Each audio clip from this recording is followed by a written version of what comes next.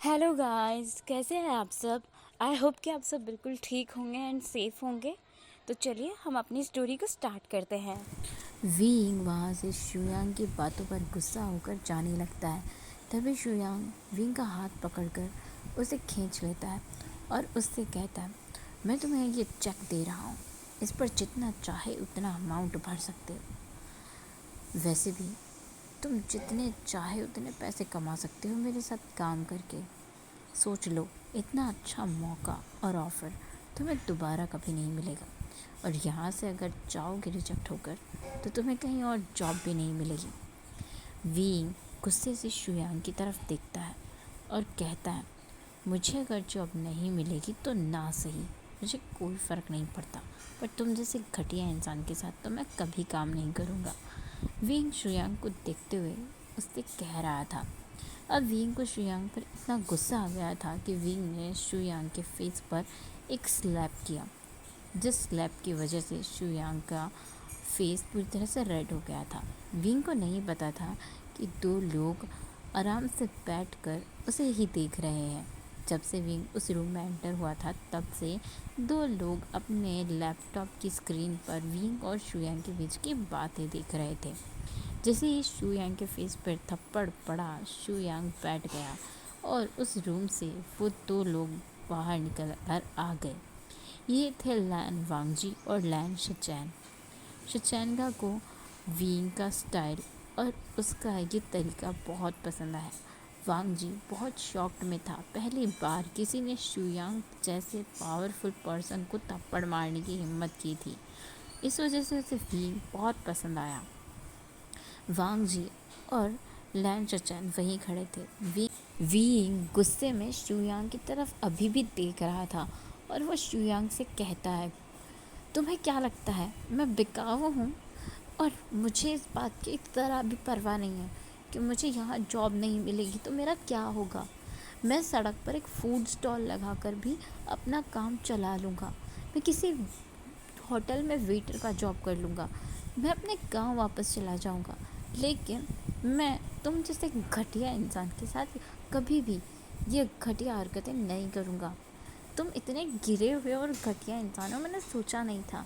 इस तरह की कंपनी में काम करने के लिए किसी इंसान की एबिलिटी नहीं बल्कि उसकी खूबसूरती को देखा जाता है। तो मैं कभी भी इस कंपनी में काम नहीं करना चाहूँगा। मैं जा रहा हूँ यहाँ से। अपनी जॉब और अपना ऑफ़र अपने पास रखो। वीइंग शुयांग का दिया हुआ चेक फाड़ कर उसके मुंह पर उड़ा देता है। तभी उसे अपने पीछे से क्लैपिंग के साउंड की आवाज़ आती है और वीइंग एकदम थम सा जाता है। वीइंग शॉक्ड हो जाता है। वीइंग धीरे धीरे पीछे पलट कर देखता है। दो पर्सन वहाँ पर खड़े हुए थे जो बहुत ज़्यादा हैंडसम थे, जिनमें से एक ग्रीक गॉड के जैसा लग रहा था और दूसरा मून गॉड जैसा। दोनों इतने हैंडसम और इतने काम लग रहे थे। विंग उन्हें देखकर शॉक्ड हो गया था। लैन चैन शुयांग से पूछते हैं, शुयांग तुम ठीक हो ना? शुयांग हाँ में अपना सिर हिलाता है, मगर अभी भी वो अपने एक गाल पर हाथ रखकर अपने गाल को दबा रहा था।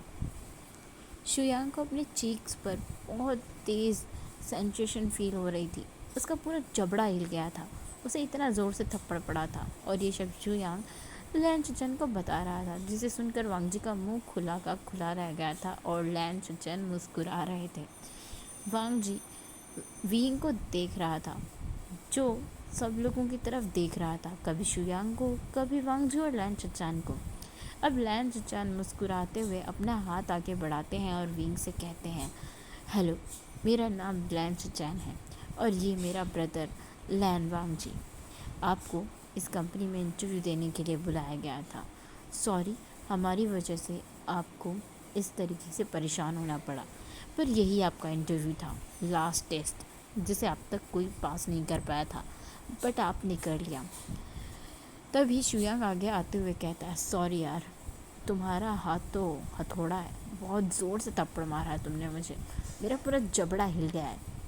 वेल, ये मैंने जानबूझकर किया ताकि हम ये पता कर सकें कि तुम कितने लॉयल रह सकते हो हमारी कंपनी के लिए। वांग जी वीइंग से कहता है, वेल डन मिस्टर वी, अब से मैं बहुत इम्प्रेस हूँ। आप कल से जॉब को ज्वाइन कर सकते हैं। शुयांग, इन्हें कंपनी का आईडी कार्ड और ज्वाइनिंग लेटर दे देना। वांग जी विंग से हाथ मिलाता है। विंग भी वांग जी से हाथ मिलाता है। लैन चुचैन से भी हाथ मिलाता है। विंग अभी भी शौक में ही था तो शुयांग विंग से कहता है, चलें? विंग हाँ में सर हिलाता है। शुयांग विंग को वहाँ से ले जाता है। शुयांग विंग को बातों बातों में पूरी कंपनी घुमाता है।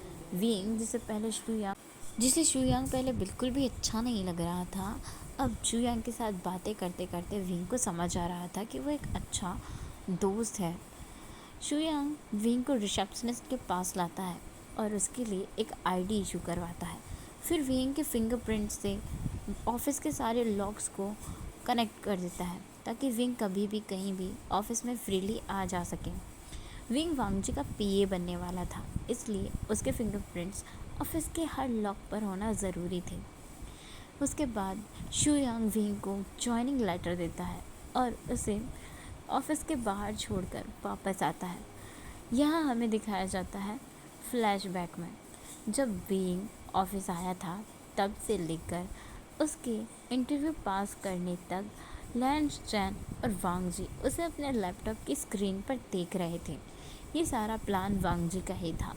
वांग जी एक बहुत रिच पर्सन था और उसके लिए काफ़ी सारे दुश्मन हमेशा तैयार खड़े रहते थे। उसकी ही कंपनी के एक इंसान ने पहले उसे चीट किया था, इसलिए वांग जी ये चाहता था कि जो भी उसकी कंपनी में आए वो हमेशा लॉयल रहे उसके लिए। कितने भी पैसे उसके आगे फेंके जाए पर वो ना बिके, उसे चाहे कोई भी धमकी दी जाए पर वो ना डरे। वांग जी को अपने के लिए एक ऐसा ही पीए चाहिए था और इसलिए इस इंटरव्यू को ऐसा बनाया गया। वांग जी के इस इंटरव्यू को सिर्फ विंग क्रैक कर पाया था। विंग अब अपने घर आता है। रात का टाइम हो चुका था। विंग डिनर करता है। विंग के साथ नी हॉय संग भी आया हुआ था। दोनों थोड़ी देर बैठकर बातें करते हैं और उसके बाद नी हॉय संग सोने के लिए चला जाता है। विंग नेक्स्ट मॉर्निंग जल्दी उठता है, अपने डेली रूटीन्स को कंप्लीट करता है और कंपनी आने के लिए रेडी होने लगता है। विंग ने अपनी ज़रूरत की सारी चीज़ें रख ली थी और विंग बहुत खुश भी था क्योंकि उसे जॉब मिल गई थी। विंग रात के बारे में सोच रहा था तैयार होते हुए। जब वो घर आया था तो लैनी की स्पिरिट वहाँ खड़ी हुई थी और वो विंग से कहती है, तो तुम पास हो गए ना? विंग स्माइल करते हुए कहता है, हाँ, मगर आप मुझे ये तो बताइए, आपको कैसे पता था और ये सब आपने मुझे क्यों बताया? लैनी की स्पिरिट विंग से कहती है, तुम्हें बहुत जल्द सब कुछ पता चल जाएगा।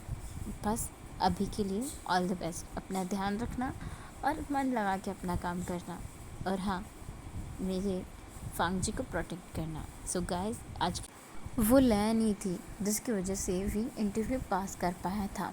लैनी ने विंग को सब कुछ बताया था पहले से ही, यानी कि जो कुछ भी शुयांग के ऑफिस में हुआ वो सब विंग को पहले ही बता दिया गया था क्या कुछ होने वाला। विंग अब रेडी होकर अपने ऑफिस पहुंचता है और ऑफिस जाकर वो वांग जी से मिलता है।